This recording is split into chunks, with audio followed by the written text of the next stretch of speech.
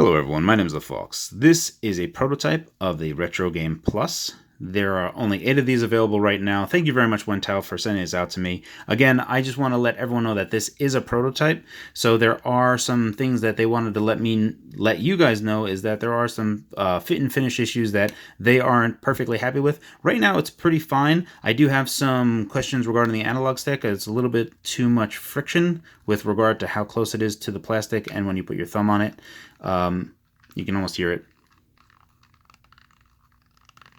So they are aware of this, and they actually are working on it. So again, this is just a prototype. They are planning for production sometime in the new year, and we're going to kind of go over all the different quality of life improvements. And there are some really big things for all just like a little checklist things of things that were annoyances with the original version. This is the regular RetroGame. This is not the non-plus version. This is what everyone kind of knows. And this one has the Revo K101 GBA slot for no reason. That just is a micro SD expansion. You can see that that doesn't exist here anymore. So they got rid of that. Lots of little things.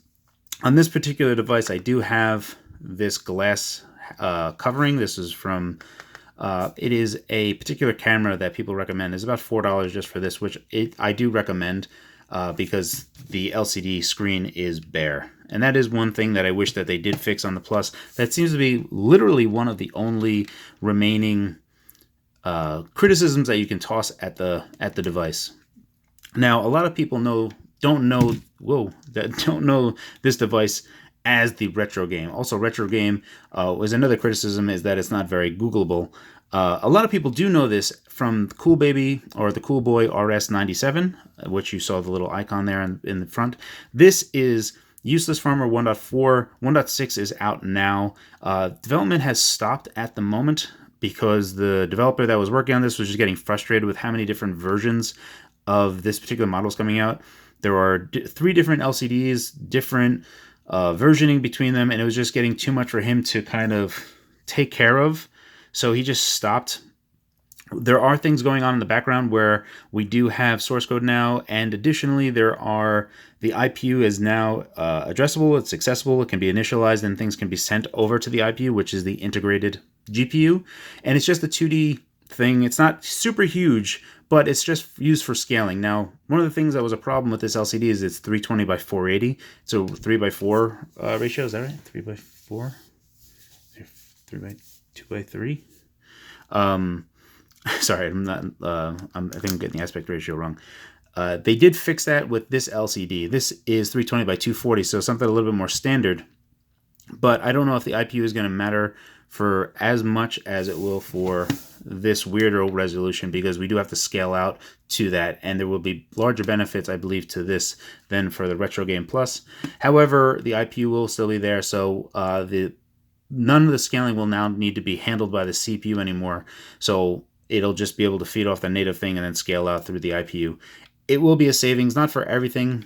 From what I've read on the Discord, there are some things that aren't the best. However, it should be noted that the custom firmware does make this a far better, far more attractive device, especially for the $50 price tag. And that's the other thing that I want to talk about the Plus. Let me actually go ahead and power this down. There are some unfortunate things with the RS-97, especially because Soulja Boy has attached his name to it, and there are tons and tons of videos being produced about just kind of slandering this device. Anyhow, the device is pretty cool for what it is, and what you should expect out of it.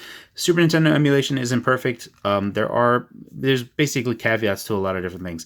It can play PS1 emulation. That's one of the videos that I did show, and there are a lot of surprising games that run reasonably well. In any event, let's go over some of the things that are quality of life improvements for the RetroGame Plus, which I will assume most people are going to find this as the Cool Boy or Cool Baby RS-97 Plus. In any event, you have this analog stick, which right now is just translating to the D-pad. It is not a true analog stick. So the idea is, hopefully in the future, as they continue to make devices, we can kind of leapfrog to the 4770 version, and this can be a true analog stick, and then, we can go into N64 emulation. The GCW does have, GCW 0 has had an N64 emulator. It's not the best, but having a little analog stick would be really nice, especially for the form factor and the controls. the face buttons, the D-pad, are actually pretty good for this device. So that's obviously one of the big ones. The other big thing that seems like a small little detail, but is actually quite huge. Right here, you can see this little reset hole. So you'd have to put in a pin to press the reset button. Whenever this device crashes, literally that is your only other hope. Or you would have to get a screwdriver to take out the battery. Now they have gone ahead and just made a reset button so that you can just press it, which is huge. It's a huge time saver, and it's not really super easy to press. But it's definitely so. I prefer this than this easily any day of the week. So there is that. Obviously, there is the much larger battery. You can see. So this right now you can see it says 1200 milliamp hour, but they put a 7 there. So it's, I don't know. I'll have to find some way to test this. This is a standard battery. Let me go ahead and open this up. Alrighty, so this is the BL5B and the BP4L. Now they are saying that you can see this is BP5L is what this battery I guess is supposed to be, and it's supposed to be 1700 milliamp hour. Let's just say that it's 1500 milliamp hour and this is 800 milliamp hour.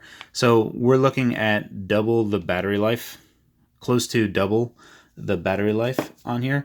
Additionally, one of the other things that is super huge is having access to the internal SSD without having to fully open up the device. If you can see right here, one of the things that was kind of silly about this is you actually have to open up the device. You can actually see it right there.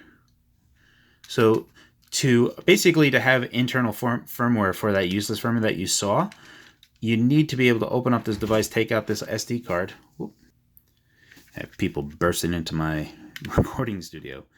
So again, one of the easy things about this is that you'll be able to very easily get to the internal micro SD, which will be able to easily replace the internal firmware for this device. Oh, actually, you can actually see it right there. So you can actually see the RG Plus version 1 here. I thought it was actually, it is too. Can we see that? It's so hard to see. It says RG Plus V1. There is right there, RG Plus V1, and then it has a date underneath it. But they also mark it over here as well. So that's nice. I actually was trying to look at this earlier today when I got this, and I know I saw it there. It says the date, 2018, 16/12, I think. So that's the date that this was made. But you can clearly see right there. So there's no reason to actually fully open up this device to get to it. And then you also have, additionally, the second micro SD slot right there. So let's go ahead and just kind of show you what the firmware is on this. I actually have to take out this micro SD card and make a dump of it, and I will send it over to Jutly, and just so that the community can have it and so we can start working on this stuff. Let me get this back. Alright, so we're back here. Additionally, you can see they actually removed this Ext port, which made more sense on the Revo K101 because that was a GBA clone, and this isn't. This is a little open source handheld computer. I'll shut that down in a moment. Actually, let me shut it down now if it's low. And I can't shut it off because it's kind of stuck there. So I'll just let the battery run down or hit the reset switch. Anyway, that would be one of the reasons why it's actually good to have a reset switch. But we went over all the things here. You can see that the AV slot is still here and kind of still in the same location as well. And that is to have composite video out as well as audio out to go to a TV. And another reason why having that IPU would be nice. Okay, so let's go ahead and take a look at a simulation game. So let's go ahead and open up Super Nintendo. You can see some things have changed. Normally, I believe it was this button. Mortal Kombat. You might be able to see it. And again, this is still a prototype, and things are changing and not completely done just yet. So it's advisable to not pass a lot of judgment. Additionally, I don't really anticipate actually using this firmware. I plan on putting this on the side after this video is done and waiting for the community to start pumping out firmware stuff again. But you can see right here, this Super Nintendo build. Look at, well, you can see all this thick line on the bottom because the video is pushed basically to the top, and you can see right here is a big chunk of nothing being rendered. So again, this is just early days because the LCD on this is considerably different than it is for this device, because that's 320 by 40 and this is 320 by 240. So there are differences and things that are still kind of getting fixed. Anywho, this is the RetroGame Plus. This is pretty much just quality of life improvements over the regular RetroGame. It's the 4760B. The weight of this device is actually a little bit less weight. So right now, obviously, I have this little the glass cover on here, but this is 135 grams and this is 132 grams. So somehow they managed to, even if we just say that it's 132 grams a piece, if we just kind of take out that glass, that means that they've managed to double the battery size and keep the same weight, which seems magical. And again, because the battery is like dead in the center, the weight is actually a little bit better distributed. So altogether, a lot of improvements have been made to the RetroGame Plus.